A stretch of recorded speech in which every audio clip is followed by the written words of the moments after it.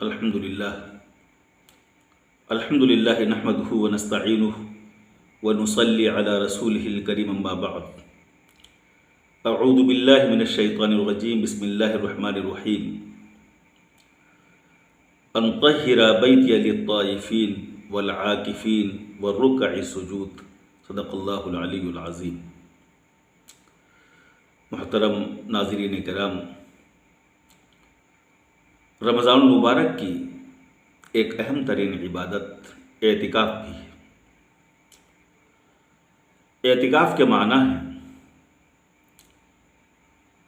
الاقبال علی الشیء وملازمتہ علی سبیل التعظیم لہ، تعظیماً کسی چیز پر متوجہ ہونا اور اس سے وابستہ ہو جانا۔ شریعت کی اصطلاح میں رمضان کے آخری عشرے میں عبادت کی غرض سے مسجد میں گوشہ نشین ہونے کو اعتکاف کہا جاتا ہے۔ قرآن کی جو آیت تلاوت کی گئی ہے اس میں اللہ رب العزت نے مسجد کو صاف ستھرا رکھنے کا حکم دیا ہے، نمازیوں کے لیے اور اعتکاف کرنے والوں کے لیے اور طواف کرنے والوں کے لیے۔ یہ سیدنا ابراہیم علیہ السلام اور سیدنا اسماعیل علیہ السلام کو حکم دیا گیا کہ تم لوگ بیت اللہ کو صاف ستھرا رکھو، طواف کرنے والوں کے لیے، اعتکاف کرنے والوں کے لیے اور رکوع سجدہ کرنے والوں کے لیے۔ اس سے اعتکاف کی تاریخ کا پتہ چلتا ہے کہ اعتکاف صرف پیغمبر اسلام صلی اللہ علیہ وسلم نے مسجد میں نہیں کیا، بلکہ یہ پچھلے انبیاء کرام کے دور سے ہی اعتکاف کا طریقہ اللہ رب العزت کی عبادت کے لیے رائج رہا ہے۔ قرآن کی دوسری آیت میں اعتکاف کے دوران ایک خاص حکم دیا گیا ہے، وَلَا تُبَاشِرُوهُنَّ وَأَنْتُمْ عَاكِفُونَ فِي الْمَسَاجِدِ، کہ بیویوں سے ازدواجی تعلق قائم کرنے سے تم لوگ دور رہو جبکہ تم مسجد میں اعتکاف کر رہے ہو۔ روزے کی ابتدا یہ ہے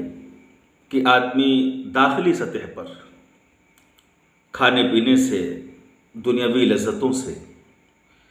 گرد و پیش کے ماحول سے کٹ کر اللہ رب العزت کی یاد اور ذکر میں مشغول ہو جائے۔ اور روزے کا کمال اور روزے کی انتہا یہ ہے کہ آدمی گھر کے ماحول سے، بازاروں سے، دوست احباب سے، ہر چیز سے پورے طور پر کٹ کر اللہ رب العزت کی یاد اور اللہ رب العزت کی عبادت کے لیے مسجد میں گوشہ نشین ہو جائے۔ گویا کہ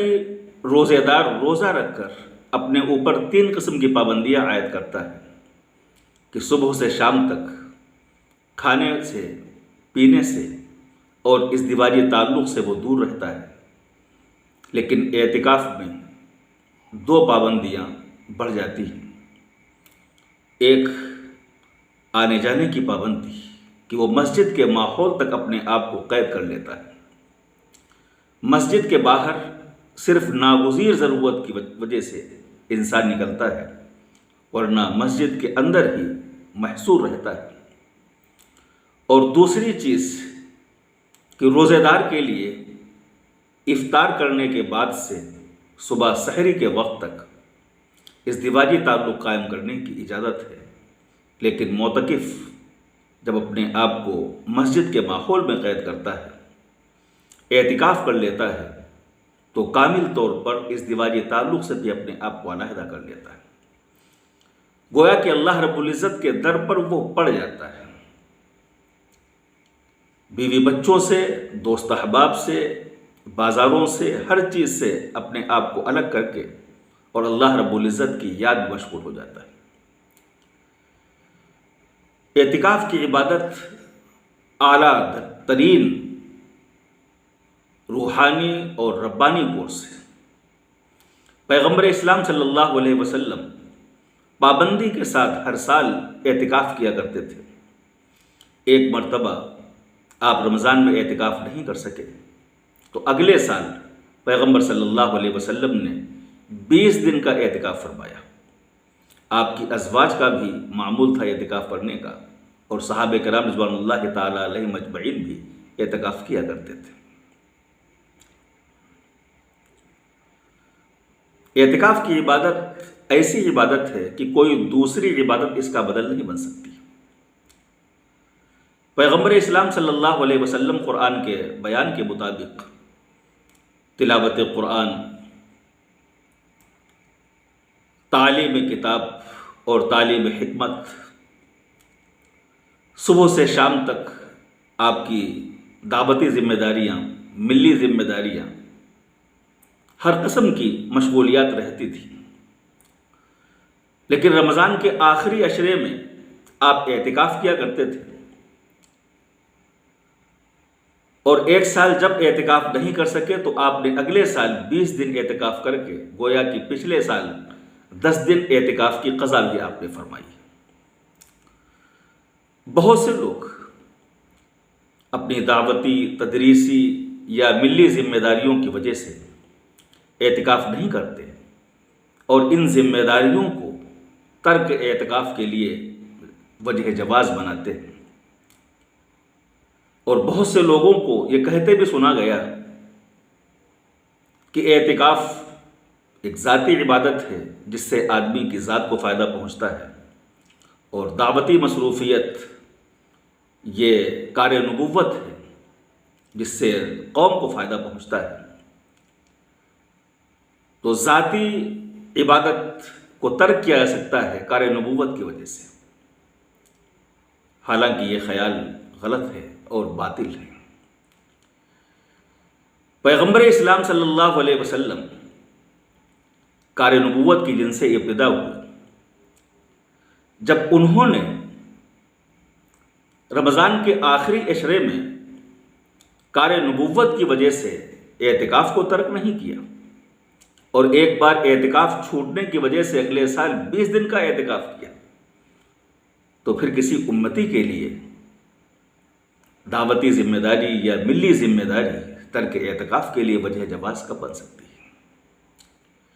یاد رکھیے کہ دین وہ ہے جو پیغمبر صلی اللہ علیہ وسلم کی سنت اور آپ کے طریقے کے مطابق ہو۔ ذاتی ذوق، شخصی رجحانات یہ کسی کے لیے دین نہیں بن سکتے۔ اعتکاف رمضان کے آخری عشرے میں یہ سنت پیغمبری ہے، اور پیغمبر صلی اللہ علیہ وسلم نے اسے جب ترک نہیں کیا تو دوسرے آدمی کے لیے ترک کے لیے کوئی دوسرا عمل جواز نہیں بن سکتا ہے۔ عبادات جس طرح ذاتی طور پر مطلوب ہیں، ایسے ہی عبادات کے اوقات بھی شریعت نے بیان کیے ہیں۔ شریعت نے کسی کام کے لیے جو وقت بیان کیا ہے، کسی وجہ سے آدمی اس وقت پر وہ کام نہ کر سکے، یہ ایک دوسری بات ہے،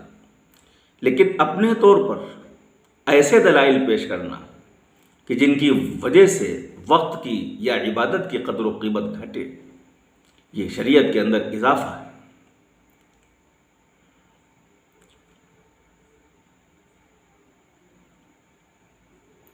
اسی طرح اعتکاف پیغمبر اسلام صلی اللہ علیہ وسلم جن پر وحی کی ذمہ داری تھی، دعوت کی، تعلیم کی اور ملی ذمہ داریاں بھی آپ پر تھیں، آپ بذات خود معتکف ہوا کرتے تھے۔ ہر مسلمان کے لیے جو آدمی چاہتا ہے کہ اپنے روزے کی ہم تکمیل کریں، روزے کو اعلیٰ درجے کی عبادت بنائیں، اللہ رب العزت سے زیادہ قرب حاصل کریں، اسے تمام مصروفیات کو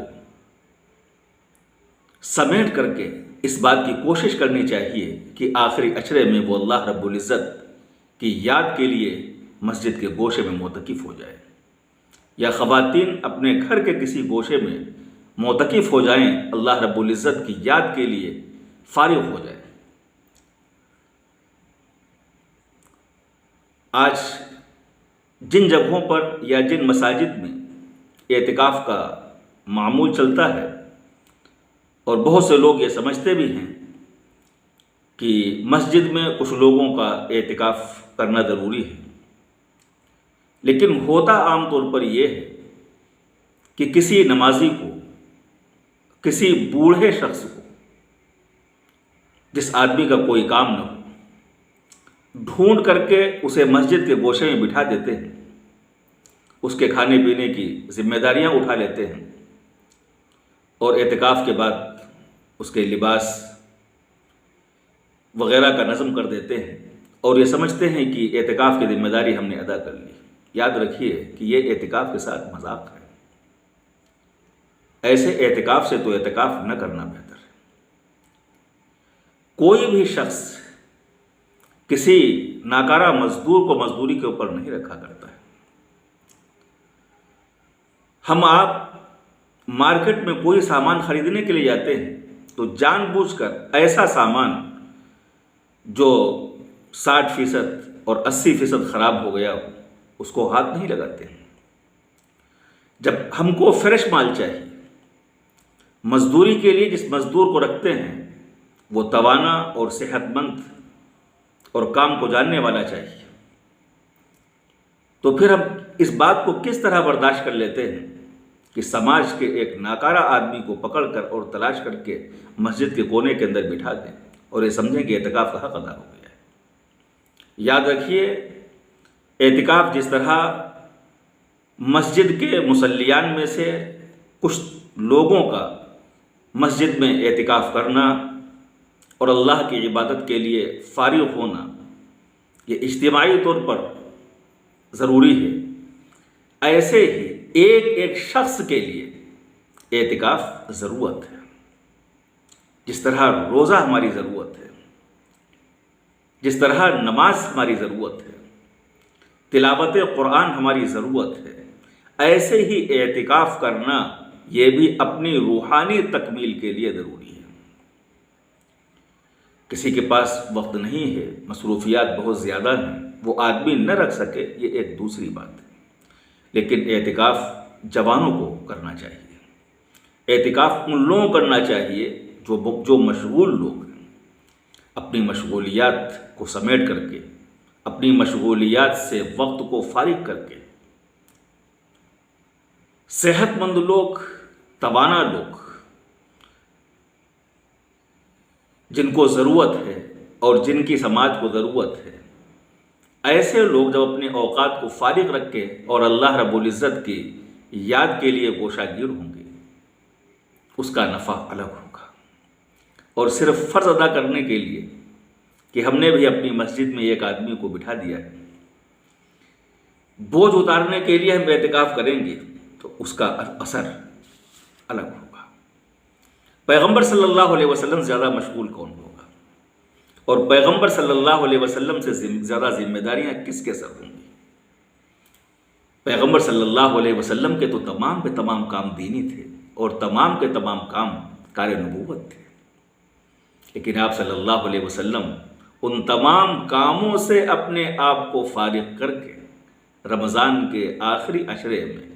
مسجد میں اعتکاف کیا کرتے تھے۔ باضابطہ